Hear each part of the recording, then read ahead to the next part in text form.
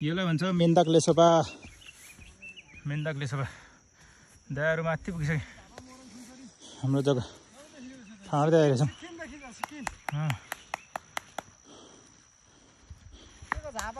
हामी चाहिँ अहिले